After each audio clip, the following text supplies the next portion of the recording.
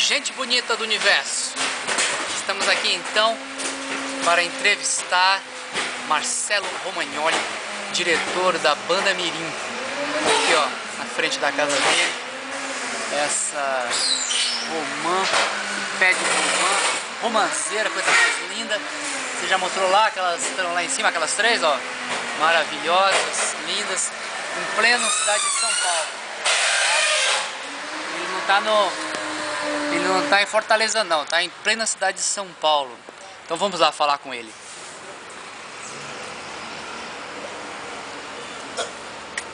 Vocês por aqui? Que coincidência! Meu Deus! Puxa vida, estava passando por aqui e bom, de repente, né, a gente encontrou aqui a romanceira e o Romagnoli, romanceira Romagnoli, romanceira Romagnoli de Alhoneira. Esse mundo é cheio de surpresa, né, Gabriel? Puxa vida, então vamos entrar. Vamos lá tomar aquele chá, né? Aquele café.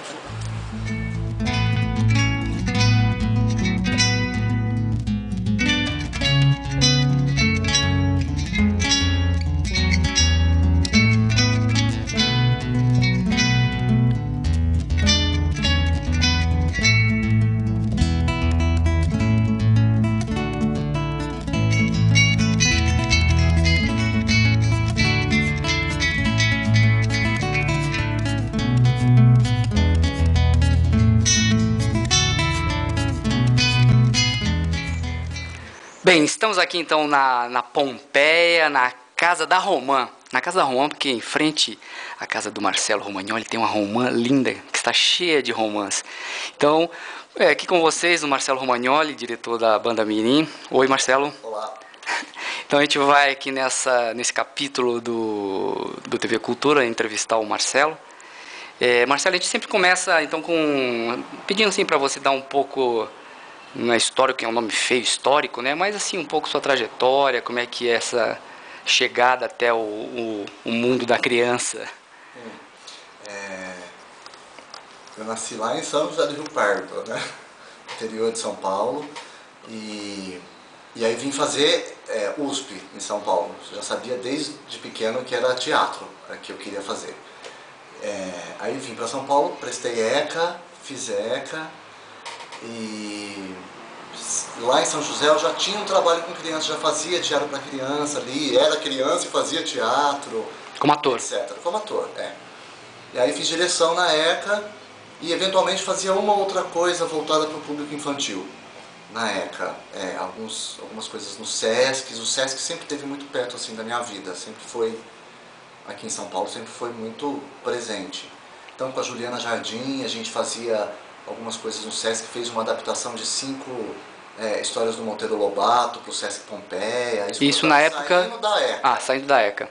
Então eu dirigi isso, depois teve Maria Clara Machado também, foi um evento grande que teve no SESC Pompeia, em homenagem a Maria Clara Machado, a gente montou 5 peças, dirigi 5 peças da Maria Clara no SESC Pompeia, e além disso estava correndo uma vida de teatro normal, não que isso não seja normal, mas teatro adulto. Uhum.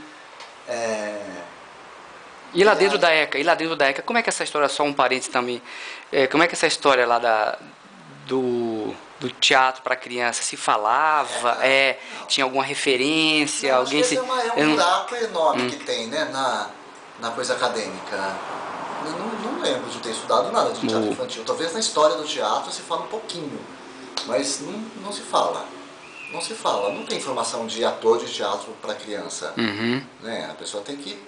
Parece que não tem uma especificidade. Uhum. Né? Algumas especificidades, né? Algumas, claro. Várias, aliás. Então não lembro. Nem na EAD. Sim, que eu sei, uhum. não tem nada. Difícil ter uma montagem para criança na EAD.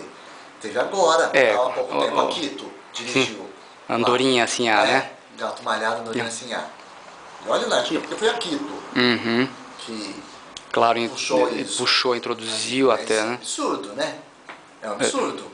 Não tem pelo menos uma montagem, né? Assim, dentro de 3 anos. Tem que ter uma matéria. Na ECA tinha que ser uma coisa curricular, teatro para crianças. Nem que fosse um semestre, né? Sei lá, né? Claro. Alguma coisa... Pois não tive. Uhum. Isso não foi. Ou seja, seu interesse mesmo era porque, enfim, você tinha interesse, era isso. Interesse e fui chamado para isso também.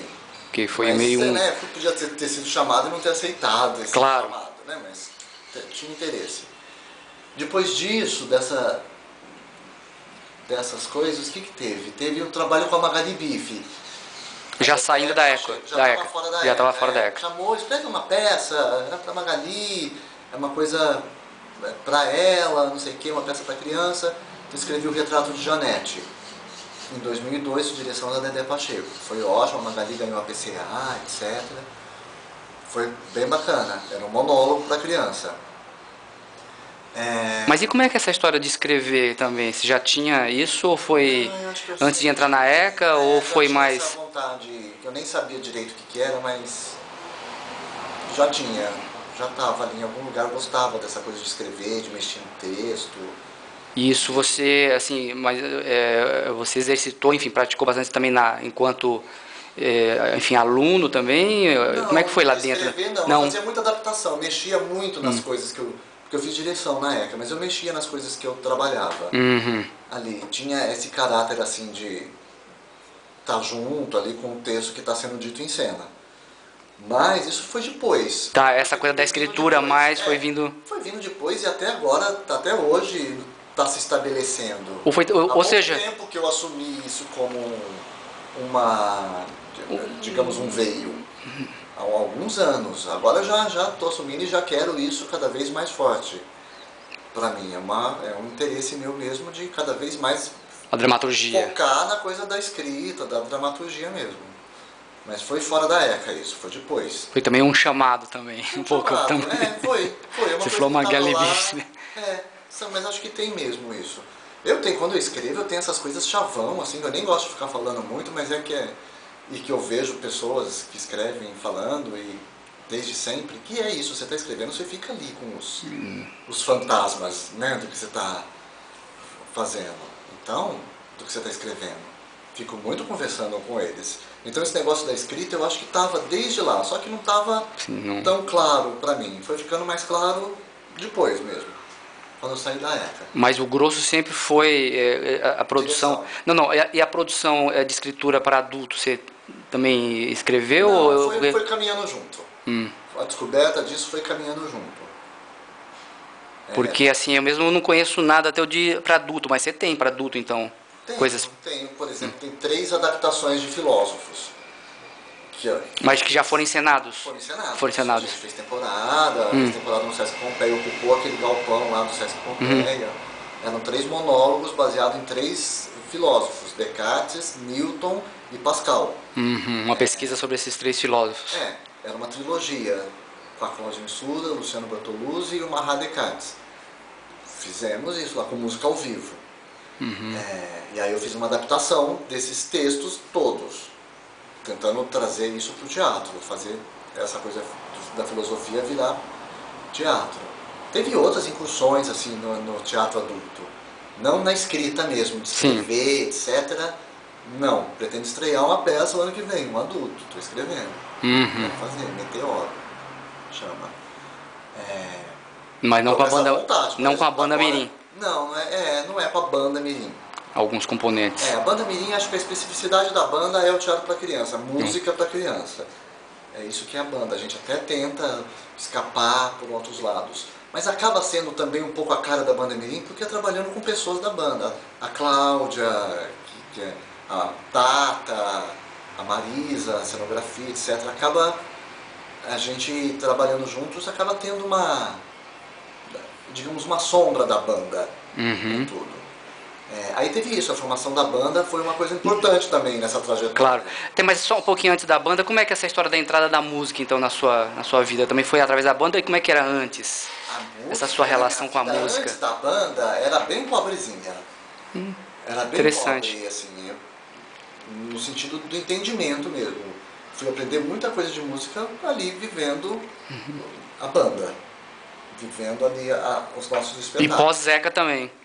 Essa coisa da música, da música. Da música ao vivo, né? Da música criada, da composição, da música tocada em cena, desde a coisa técnica, de entender a coisa técnica, como que isso acontece, até entender os, digamos, naipes, sei lá, entender os instrumentos, entender a coisa da composição. Enfim, essa história que você estava falando da ópera, enfim, as relações cênicas com a música. Sim, então, de descobrir essa linguagem, de como misturar música com teatro. Música ao vivo com teatro, né? Não a música entra, fala alguma coisa e pronto, parte da música. Não, misturar isso, né? Fazer isso ser mais integrado.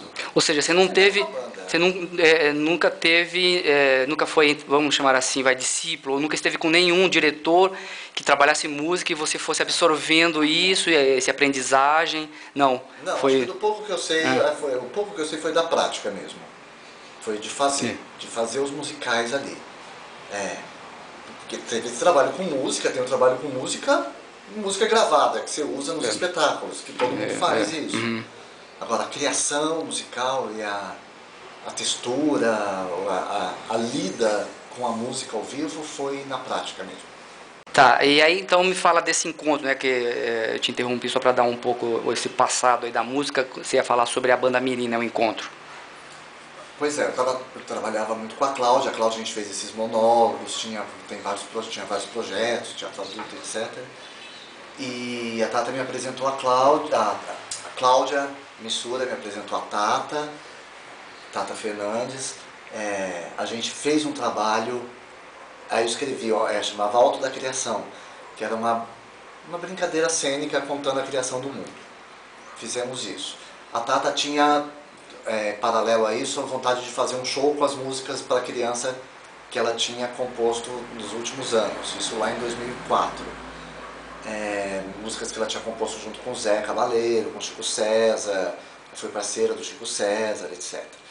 Ela tinha já assim, uma trajetória assim de musical, mas não para com criança. Teatro, não. E para a criança. Do jeito que eu descobri a música ali, eu acho que a Tata acabou descobrindo o teatro com a Cláudia, com essa mistura toda. A gente acabou misturando mesmo as tribos. Tá, mas ela não tinha uma produção para criança musical antes também? Ela tinha, acho que algumas, tinha composições para criança. Mas o trabalho dela, até onde eu sei, era voltado para MPB, com Chico César, com o Itamar Assunção, as Orquídeas, que era um grupo de mulheres que acompanhavam o Itamar Assunção.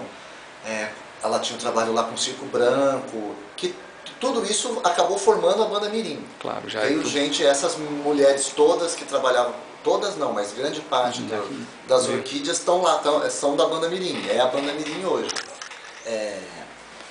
Essa tremida significa. Então, essa apresentação, fala. Não, é made in home, né? Nossos vídeos são, né? Made in home, tem made in China e made in home.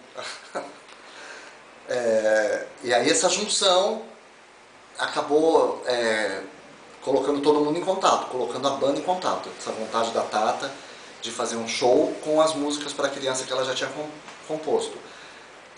Isso só para dar... fazer a costura disso, das músicas, fazer um roteiro. Aí eu fui lá, fui fazer um roteiro, criar uma história para essas músicas.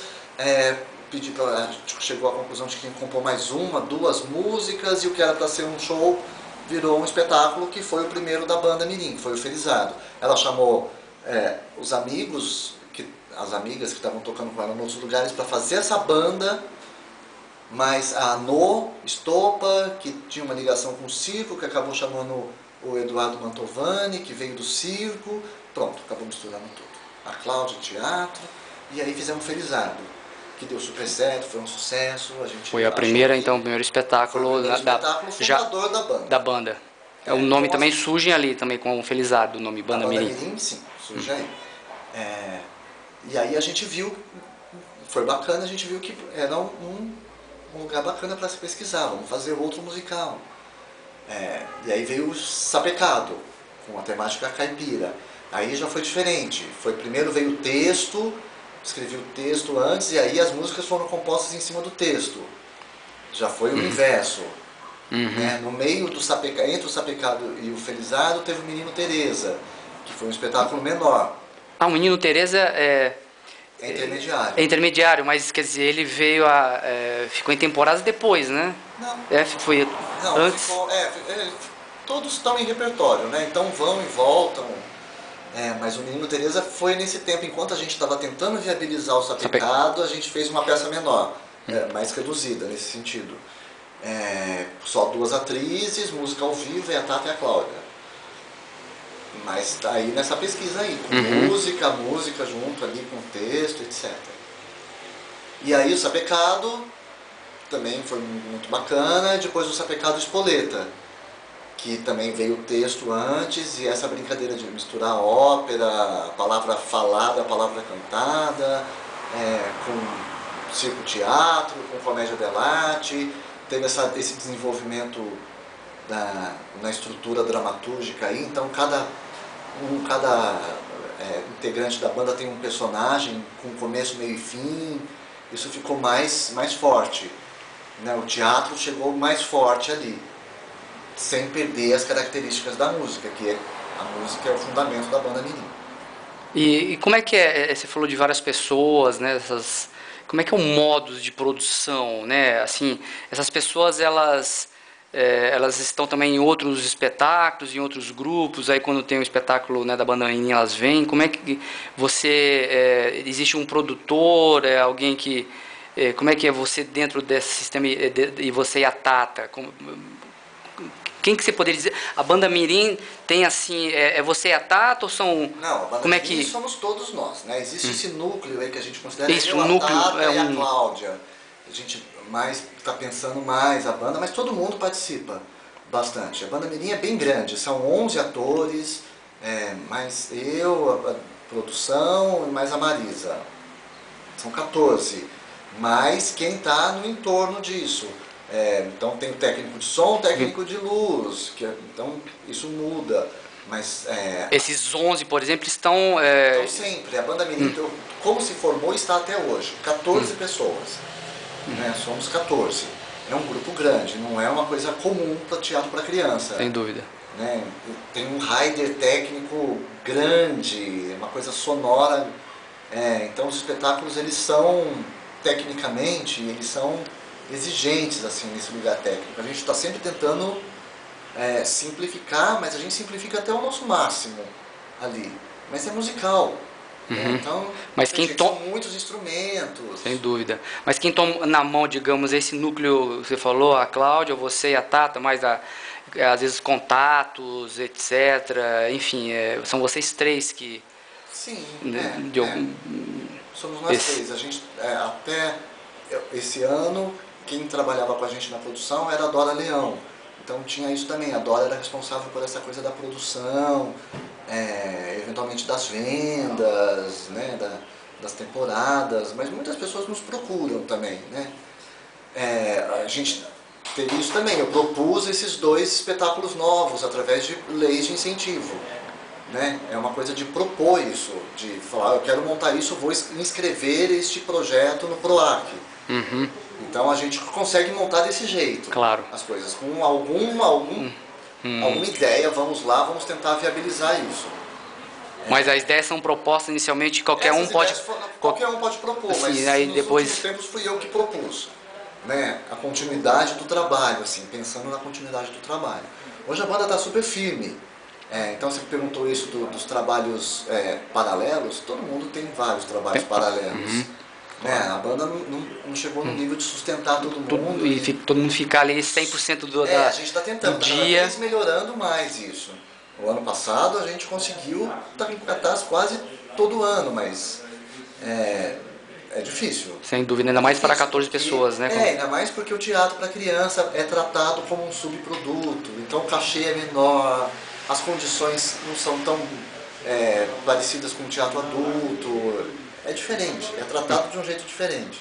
Então você tem, para negociar, sempre você fica às vezes atrelado, né? Assim. Explicar, mostrar para a pessoa o tamanho disso, que a gente divide em 16 cotas.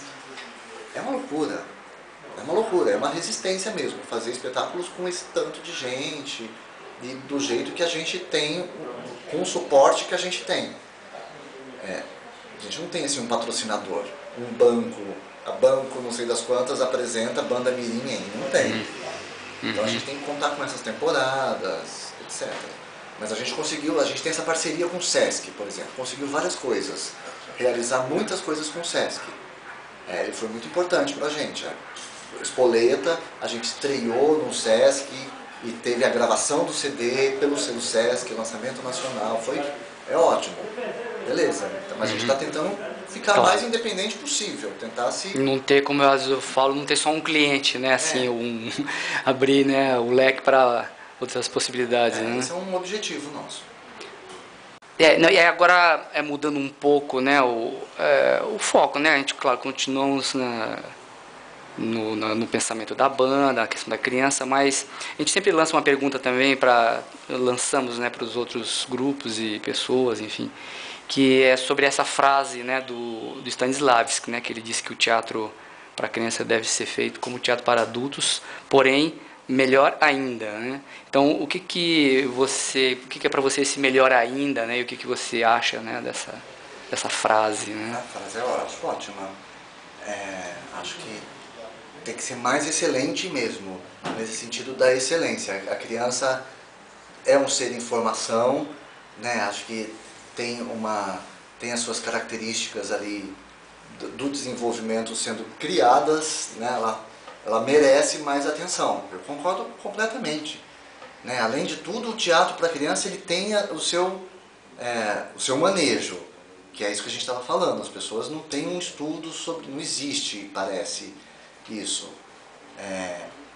E acho que a criança é tão aberta, né, a receber informação, ela está tão mais próxima da criação, da criatividade, nesse sentido aí do desabrochamento, né, para coisa lúdica, etc., que você tentar se comunicar ali com a criança eu acho que exige uma sofisticação do pensamento, uma sofisticação da linguagem, e pelo que eu vejo, assim, pelo pouco que eu vejo, não assisto tanto teatro para criança como eu deveria assistir, porque geralmente estou em cartaz na hora que está acontecendo. Sei lá, não é tratado desse jeito, né, o teatro para criança. É tratado como uma obra mais fácil, parece que é mais fácil fazer teatro para criança do que para adulto, né? Você chega ali e faz um tati-bitate, pronto, você divertiu a criança, né, por 50 minutos, o pai ficou feliz porque deu a diversão ali para a criança e pronto. Mas tem tanta coisa envolvida, tem um caráter educacional, tem um caráter da formação do cara, né? O caráter da formação do caráter, sim, da criança ali, cidadão, né? Em formação, né, como você tinha falado. Várias coisas. E esses diferenciais que a gente falou no início, né, a gente estava falando da ECA, né, que diferenciais você poderia citar, assim, diferenças, né, apesar de, claro, né, a excelência, a qualidade, etc., tem que estar no mesmo patamar, né, do teatro adulto. Isso você falou da questão da formação, mas em termos, você vê outros diferenciais em relação ao teatro para adulto? Na base, eu acho que não tem diferencial nenhum. Acho que quanto mais informado for um grupo, quanto mais ilustrado esse grupo for teatralmente, melhor ele vai fazer um teatro para criança ou para adulto. Eu acho que essa divisão ela acontece só ali na linguagem. Acho que a formação tem que ser a mesma. Né? Você tem que ter se você tiver uma formação filosófica, por que não pode ter para fazer teatro para criança? Acho que tudo é necessário. É enriquecedor. Acho que não tem que dividir isso lá no começo. Isso daqui eu posso me formar desse jeito para falar com crianças e desse jeito para adultos. Não, quanto mais esperto e informado e quanto mais livros a pessoa lê, etc., mais qualidade estiver nesse lugar aí, o melhor teatro você vai fazer. Não interessa se é para criança ou se é para adulto. Porque até hoje em dia, né, dentro das mesas, né, de debate, enfim, a gente tem muitos que eu também, particularmente, né, eu entrevistador dando opinião, né, mas também concordo nessa coisa dos termos, né, porque, por exemplo, o Cláudio Saltini, né, do Circo de Bonecos, ele, segundo ele, tem que, teatro para todos, né, que na verdade seria... A gente faz isso, a gente tenta fazer um teatro para a família, tá? Também para crianças. Tout public, né? Como dizem na França. Qualquer um pode assistir. A gente brinca que faz teatro infanto-senil, pegando as duas pontas aí, desde a criança até vários espetáculos de Spoleta. Eu ficava olhando na última temporada, a plateia tinha 40% de adultos. Sozinhos. Que iam lá assistir. Então eu falava, ué, se comunica, pega todo mundo, tá tudo certo, é assim que tem que ser, acho. Claro. É diferente de fazer um espetáculo voltado só para o público adulto e você levar uma criança que fica desajustada, né? Não é esse o caso. Então, porque até às vezes eu cito, né, assim, radicalizando, né, que a princípio a gente, né, tudo bem feito serve para adulto e para criança, mas às vezes o contrário pode ser que não, né? Eu falo assim, um Plínio Marcos, né, um Navalha na carne para criança, né, como é que seria, né? Tem que meter a mão ali, né? Você tem que fazer uma adaptação. Não sei se é o caso dessa discussão para criança. Por então, exemplo. exato. Né? Até como é que... isso, né? Até achar o que falar. Na hora de escrever uma peça, falar o que vou falar. Falar sobre o quê? O que eu quero dizer para uma criança de hoje? Então, como é que você vê a criança de hoje? A infância e a criança de hoje, né? A infância contemporânea. Isso, né? Sua visão, assim, né? Você tem a visão direta, assim, do contato direto, vai. Que eu não sei se dá para entender ainda. Talvez a gente consiga entender a criança da geração passada. Talvez a criança da geração que a gente foi, acho que é mais fácil a gente entender. Uma criança de 30 anos. Obrigado, hein? 40 anos, 60. Essa criança de uma outra geração, talvez. Essa de hoje é uma coisa de perceber ali a realidade que a gente está vivendo. E ver o que vai acontecer. E ver o que vai acontecer assim ainda quando forem, né, jovens, adultos, talvez. Né, mas a criança, você vê que a criança está muito mais, claro, conectada, recebe muito mais informações. Já naturalmente, né? Tem essa abertura, a criança brasileira, mais especificamente a criança da cidade de São Paulo. Claro, porque aí também tem essa questão regional, né? Você sai daqui, vai para o interior do estado, qualquer outro tipo de criança. Nordeste. Tá brincando ainda na rua. Ribeirinho, né? Amazônia. Mas tem uma coisa ali que eu acho que é própria de criança de qualquer lugar e de qualquer época, né, que é um fundador ali da criança, um sentimento infantil, um sentimento da infância, que eu acho que não muda nem aqui em São Paulo, nem na Ilha de Java, nem em lugar nenhum, né? Então acho que chegar nesse ponto aí, talvez você consiga se comunicar com crianças de qualquer lugar, inclusive com adultos que têm um pouco da sua infância como fantasma, como um bom fantasminha. Sim, aquela criança ainda que persiste em viver dentro do camarada. Não vai abandonar nunca, né? Sem dúvida, né? Então, eu digo persiste porque às vezes a tendência é amordaçar mais e mais, né? E quando você faz teatro para criança, você faz teatro para esse adulto que acompanha a criança. Exatamente. Dificilmente a criança vai sozinha ao teatro, né? Vai acompanhada. E é tanta coisa que acontece ali quando uma criança está assistindo uma peça do lado do pai. É um momento especial. Diferente da escola, né? Por exemplo, super diferente. Você vê o pai emocionado ou o pai rindo numa peça. Isso é importante para a criança, né? A criança ter esse momento ali de relação com o pai, né? Com outra geração, de sublimação, né? Você está vendo um espetáculo, isso marca. Eu lembro quando eu fui assistir um filme com meu pai quando era pequeno. Isso é uma coisa que marca. Não lembro nem direito o que era o filme, mas eu lembro dessa sensação. Da companhia, do amparo, de vivemos juntos uma coisa bacana. Então, se você consegue fazer a coisa bacana acontecer, o resto acontece sozinho na plateia. Sei lá, um pouco isso. O que é muito difícil, né? Já é bastante coisa. Já é um milagre, diria. Um milagre teatral. Pois é, quando você chegar no ponto do milagre teatral, nossa, isso é um sonho, né? Isso aí. Mas é um sonho, mas também não é impossível. Né? Acho que fazendo, é a prática muito que dá isso. Isso é uma coisa que eu estou também cada vez entendendo mais. O negócio é praticar. É fazer e na hora de escrever, na hora de criar um negócio, é buscar essa consciência. Não deixar só a intuição comandar. É usar essa experiência acumulada. Vamos falar disso desse jeito para atingir esse objetivo aqui. Quanto mais claro eu tenho isso, mais bacana, eu sinto que as coisas estão ficando. Tá, mas ainda em cima dessa história, então, que você está falando aí de quando você escreve, enfim, no caso aí para criança, o que te motiva? São temas, são lembranças, são as duas coisas, enfim, vou falar sobre isso para a criança, né? O que te norteia nesses últimos, pelo menos últimos escritos? Eu acho que é muito do meu entorno, eu vejo muitas pessoas, mesmo sem querer, eu acabo escrevendo sobre as pessoas ou sobre as coisas que eu vejo no meu entorno. E hoje mesmo eu estava pensando sobre isso. Quando eu começo a falar o que eu acho, quando eu estou escrevendo, fica muito mais fácil. Quando eu chego nesse ponto de isso daqui é realmente o que eu acho, facilita tanto. Quando eu dou a minha opinião ali com os personagens,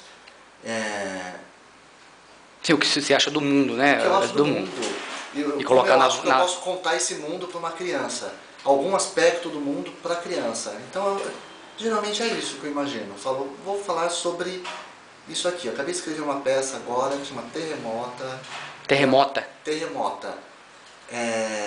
E ela é uma peça política, que eu considero como a terceira parte de uma trilogia de peças para dois atores. Menino Teresa, A Criança Mais Velha do Mundo e Terremota. Sendo que as duas primeiras é com a banda Mirim e a terceira não. A Terremota. O Menino Teresa, Terremota não é com a banda. Menino Teresa é sobre questão de gêneros, menina que se veste de menino para descobrir o universo masculino, sexo, etc.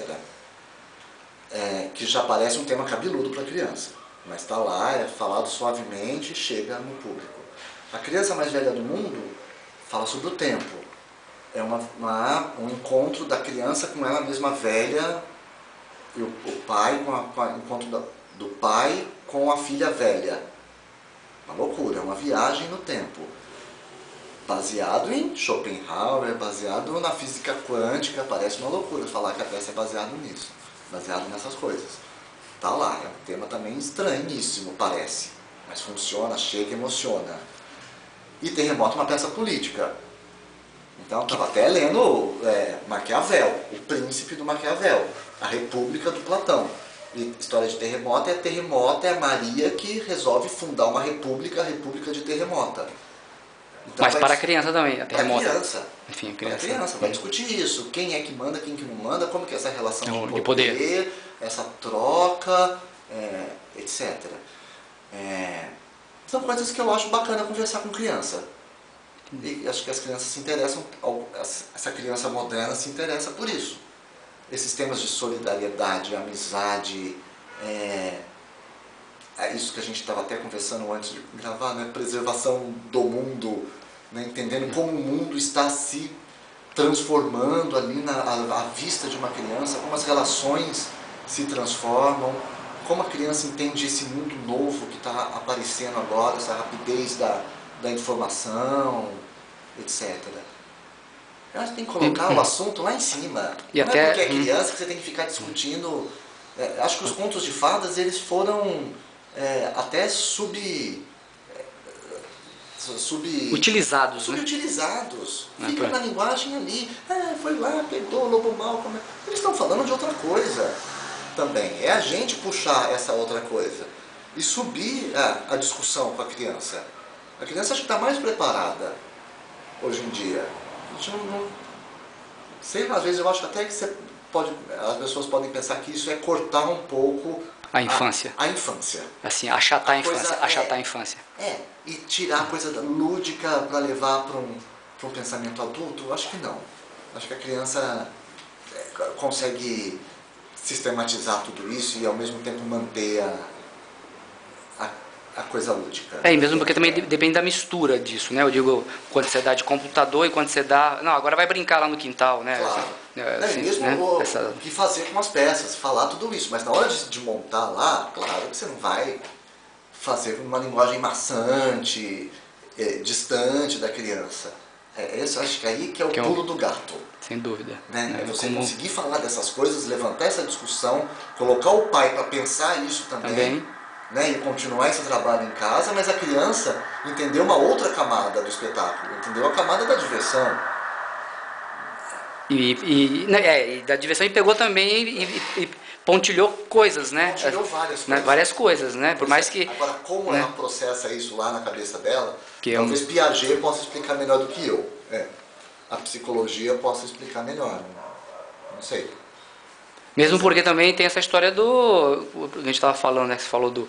Quando vai com o pai, né? Tipo, saiu... Pai, eu não entendi aquilo, né? Claro, isso que tem essa função também, né? Pois é. Né, de perguntar e falar, não entendi aquela palavra, não entendi o que ele quis dizer. Aí tem o diálogo, né, de gerações. Uma coisa que eu já falei em outros lugares também, que a gente está lá com a banda Mirim, a gente penso muito nisso, a gente está formando criança e reformando o adulto, que talvez tenha perdido uma oportunidade de assistir teatro para criança quando era pequeno, ou que está endurecido por alguma coisa. Então o espetáculo para criança tem uma função regeneradora e vai muito além do mero entretenimento. Não é só isso, tem isso também, né? Parece que se encara o teatro para criança como entretenimento, né? Domingo é dia de eu ficar com o Juquinha, vou levá-lo ao teatro para ele se divertir. Tem isso também, mas tem além do caráter educacional, né? Tem uma coisa da formação aí, né? Humana até. É interessante essa coisa do pulo do gato, né? Porque nas outras entrevistas também sempre me parece que é isso, né? E não, esse pulo do gato aí, né? A maneira de fazer, né? Me parece que não tem não tem uma fórmula, né? No sentido essa descoberta, né? Não é na prática, né? Então, né? É do jeito que você entende, do jeito que a pessoa entende ali esse canal lúdico, do jeito que entende o fazer teatral, né? Acho que é muito ali na prática e também contando com a sensibilidade de quem está fazendo. Que é uma coisa que entra, né, fazendo uma análise um pouco, assim, né, do panorama, né, do teatro infantil. A gente vê que por conta, né, dessa elevação, né, da qualidade de 10 anos para cá dos grupos, né, independente, tem ainda coisas ruins, mas porque as pessoas visível, né, porque as pessoas começaram a praticar mais, né, erra e melhora no outro, erra, melhora, né. O teatro para criança, você sabe disso melhor do que eu, tem 50, 60 anos, desde quando ele foi estabelecido no Brasil, pouquíssimo tempo. A gente está aprendendo a fazer agora. Acho que nos últimos 10 anos, do que eu vivi, 15 anos, nos últimos 15 anos, nossa, mudança considerável no jeito de entender. Muita gente fazendo bom teatro para criança. E optando, e tudo bem, também às vezes trabalhando com adultos, etc., mas optando por esse caminho, né? Não como uma plataforma, um trampolim, né? Simplesmente, né? Como um modo mesmo de um caminho, né? Isso, um caminho, uma escolha, uma escolha. Que eu vou fazer, não é porque não estou fazendo aquilo lá, vou fazer teatro para criança. Ou a mesma coisa de ator que fala, eu saí da escola, saí do meu curso, agora vou começar a fazer teatro, vou começar a fazer para crianças. Parece que é isso, parece que é mais fácil. O facilitador ali é fazer teatro para criança. Não é. Né? É tão complicado quanto, tão gostoso e complicado a dor e a delícia. Tão complicado quanto fazer teatro para adulto. Agora já finalizando então, que seria também só um tema de quase que uma entrevista esse tema, mas enfim, né, ficará para uma outra ocasião. Mas é a questão da escola e do educador, né? Como é que você poderia, né, dizer, uma vez que a gente, né, também no portal tem muito acesso de educadores, né, enfim, educadores pedagógicos, enfim, ligado à educação, o que você poderia, a sua visão, o que você poderia dizer para um professor, né, a respeito dessa relação educação e teatro infantil, né? Eu me lembro muito de eu fazer teatro na escola. E eu acho que tem um poder isso, né, ali na própria, no próprio modo de educar, né, a arte, não só o teatro, esse negócio da música voltar a fazer parte do currículo, nossa, demorou, acho importantíssimo, fundamental, essencial ter qualquer tipo de educação artística ali para a criança. Além de artes visuais, né, ainda visuais, sempre foi, né, colagem, além de fazer só isso. E aí especificamente essa coisa do teatro, Eu acho que o teatro é um mecanismo educacional, assim, poderosíssimo. Sem ser didatizante, claro, sim, né? Sim, então é isso, É, né? é. Tem que tentar fazer essa, né, sair desse lugar aí, porque senão o didatizante pode ser maçante, pode ser chato, né? Eu acho que você consegue atingir muito mais quando você vai num caminho... E deformador, né? Além de mais do que formador, deformador, né? Pode ser O terrível. didatizante. Pois é. Chato, chato. E se é chato, afasta, né? Você tira aquilo ali de perto de você. A criança não quer saber daquilo chato. Não é isso que vai marcar. Marca muito mais a educação emocional. Eu acho que é isso, tem isso também, né? Da educação emocional. Acho importantíssimo, acho que Mais do que temática, deveria né? acreditar mais nisso. Que se consegue ensinar de um jeito mais bacana pela emoção, nesse lugar aí. Não a emoção do drama ou do riso, não é esse tipo de emoção. Mas a emoção de sair de lá e falar assim, lembrar, ficar 3 meses lembrando, né, da peça. Eu estava agora eu fui numa discussão sobre um livro que é O Mestre Ignorante. Não sei se você já ouviu falar desse livro, um filósofo, foi a Juliana Jardim que está fazendo um seminário sobre isso. Eu achei tão interessante isso, né? De falar que tudo está aí, e qualquer um pode aprender sozinho. Você não precisa de um instrutor para te ensinar a viver. Isso parece que foi uma coisa, é um bloco que te colocaram, você precisa de alguém que te ensine isso. E se a gente confiar que a pessoa vai aprender, que ela tem capacidade para aprender, para descobrir sozinha, né? E nesse caráter emocional é muito mais. Todo mundo tem isso já. Sabe identificar sensações, sentimentos e emoções. Uma criança sabe fazer isso. Então acho que ela aprende muito mais nesse lugar aí do que... Você falou da matemática. A matemática é importantíssima, as matérias são importantes, etc. Mas o que forma mesmo o caráter, a personalidade, a própria visão de mundo que essa criança vai ter, eu acho que é uma coisa mais profunda, mais sutil. A gente está nesse campo da sutileza no teatro. Né? Você está falando de uma educação que você não tem como chegar lá e explicar. Estamos dando este conteúdo nesta peça. Você está falando desse conteúdo, mas você está falando de várias camadas disso. Você está levando a criança para um outro, para um universo paralelo, que não tem como você explicar assim matematicamente. O resultado disso até, né? O resultado da matemática de 1 mais 1 é 2, né? Como que a gente se perde quando assiste uma obra artística? O que nos envolve? Você sabe que aquilo é mentira, você sabe que aquilo ali é feito por pessoas, etc. Mas tem um mistério aí, uma sutileza, que na verdade, é o átomo do nosso trabalho, né? Nós que somos artistas. É isso aí, reconhecer isso, saber lidar com isso daí, saber manusear isso, acho que é uma vida inteira para descobrir. Não tem um professor, ele pode muito bem chegar e dar a matéria, passar o conteúdo. Não quer dizer que a criança vai entender. Ela pode decorar. Acho que o professor deve saber mais do que eu isso. Tem um jeito de ensinar, né? Tem um jeito de chegar, tem um jeito de apresentar isso para a criança.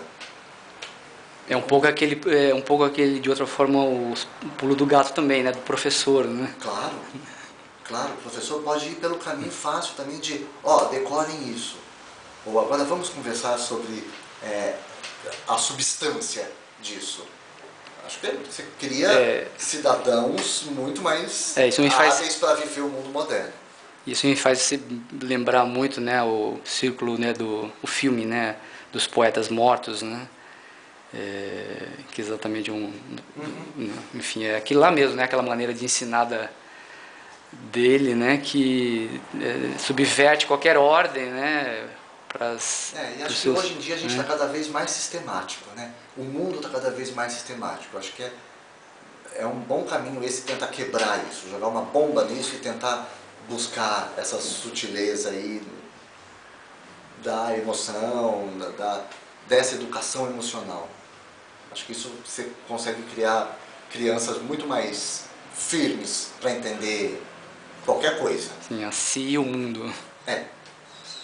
Não, legal, eu adorei aí esse bate-papo, né? Eu acho que tem muito material aí para todo também. mundo. E se quiser ainda falar assim uma última palavra, ou se falar aqui para os nossos internautas, sei lá, qualquer Quero coisa. dizer que eu sou muito feliz.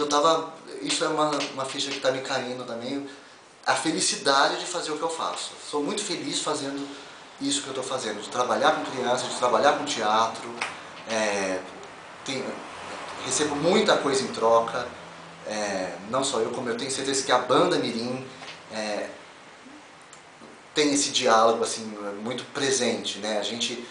Eu vejo a felicidade ali na banda, a gente conversa muito sobre isso, como a gente é feliz fazendo isso que a gente faz. Então essa alegria eu acho que é um pouco o motor e um pouco a receita do nosso trabalho ali.